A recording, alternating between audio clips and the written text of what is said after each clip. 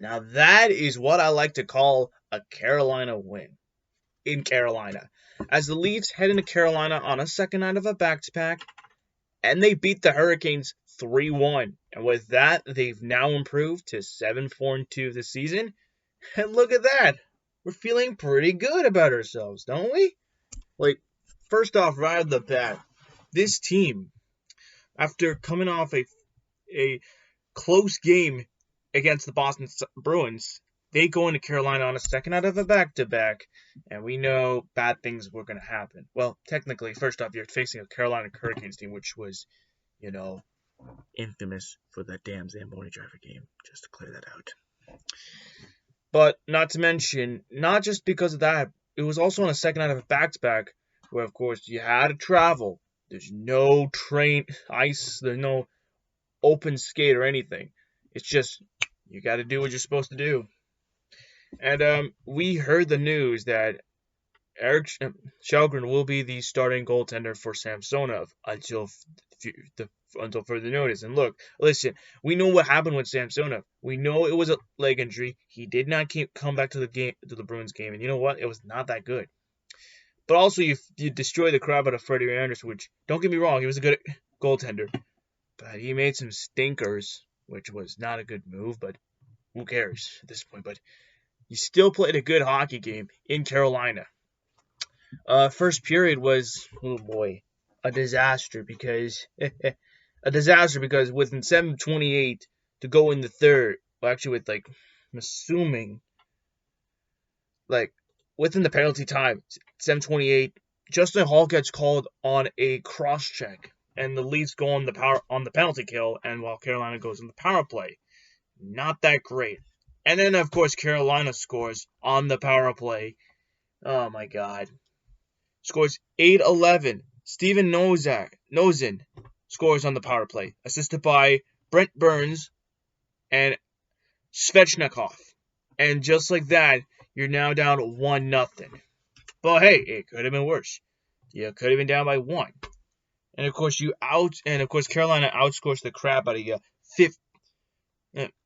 11-4, which is not that bad. Hey, listen, it could have been a lot worse. It could have been we're going to be down by more than 3 goals. Poland Kallgren replaced the new guy from the Marlies. It didn't happen because, of course, more penalties come bombing on us. Michael Bunting gets called on a slash at 3:32. Killed off that penalty. And then, I don't know how to say this, but Jesperi Kotkaniemi. Oh, fuck. Kotkaniemi, really? Yeah, I'm not even kidding. Kotkaniemi, man. Really? Okay, Kotkaniemi, anyways, gets called on the... What is it again? Oh my God. On the slashing call. Okay, that came out of the blue. And now you have a chance to go on the power play to score. Tie things up at 1. It didn't look like it because within 2 minutes left to go, within 2 minutes with 2 minutes after the power play's done, and that doesn't feel good. But then of course you recounter back. Kallgren scores his third of the season, assisted by Pierre Engvall and Justin Hall at 18:30, and just like that, you're now tied at 1. It was a 1-0 Carolina game, and now Carolina lead, pardon me, and now it's a tied game at 1. So we should be confident. And shots on goal, 16-19 favor of the Carolina Hurricanes. All right. Discord's gonna pile on me anyway because I have to do this video anyway. Third period. Oh yes, now this is where I'm talking about because the Toronto Maple Leafs just pile in goal after goal after goal, goal after goal on Freddie Anderson. First off, we saw that John Tavares scores his 8th goal of the season. He puts it back in the net on Anderson, and of course, John Tavares scores, like I mentioned, assisted by Nick Robertson and Mitch Marner at 8:24, and now you're up 2-1. Now that is how you do it. 2-1, technically. And of course, with 16-25, you try to hold on to the lead, god damn it. You come in and yep, that's the icing on the cake. William Nylander scores his 5th goal of the season, assisted by Austin Matthews at 16-25, and there you go. All safe and sound. And thank God for that. I mean, look, it was a good game from the Hurricanes last night, and for good measure. Not only did you win against the Hurricanes, you didn't lose to a Zamboni driver. Let's get that straight, because that when you face Carolina, it's infamous for that infamous Zamboni driver game, which at this point Leaf fans should forget at this point, including myself, but it's still here, so what the hell. Face-off percentage was a mere 50-50. Yeah, 50-50 face-off wins. Yeah, I didn't mean squat, but 50% from the face-offs for both of them. Power plays. The Leafs had 2 power play chances. Pardon me. Carolina has 2 power plays. I keep mixing up between the home and the road team. Carolina has 2 got 2 power plays. Didn't do. One of them was in the first. The other one was Dilly Swan in the second. Toronto had 1 power play in the second. There you go.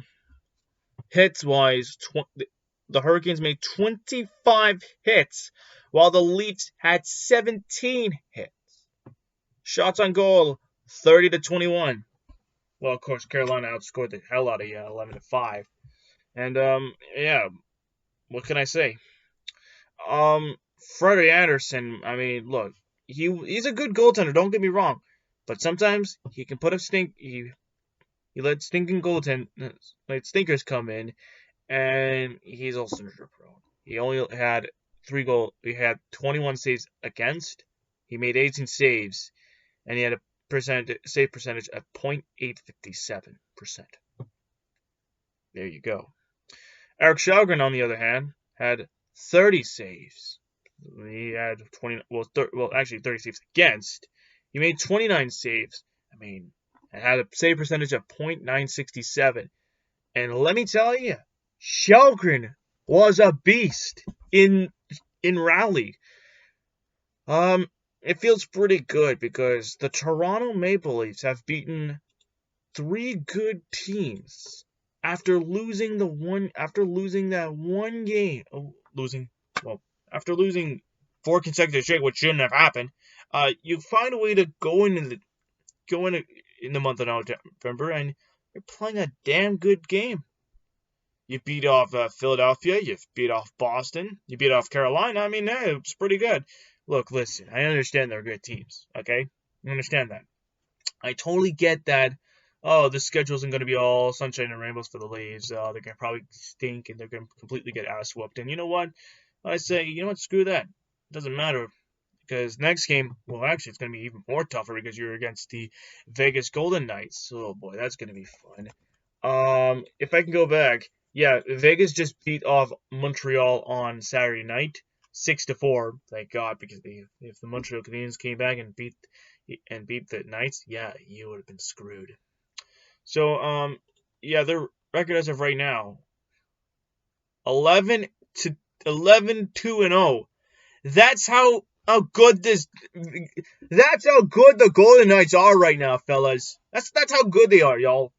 And look, listen, it ain't gonna be easy because you take on the Vegas Golden Knights, and then of course on Friday on Remembrance Day, you take on, you guessed it, the Pittsburgh Penguins. However, they're 4-6-2, and they've lost 7 consecutive straight. Oh my God. Isn't the Penguins that bad? Really? I don't know what to say at this point. The Leafs are just playing pretty good. And while Pittsburgh, going on a straight flat haul. Oh, in the next game, on Hockey Night in Canada, which is on the back-to-back, which I want to get a little further notice of that, against Vancouver. Yeah, there you go. There you go. That's the only thing I can say about this one. All right? So, let's keep winning more games. Let's keep this going. Let's keep winning. All right?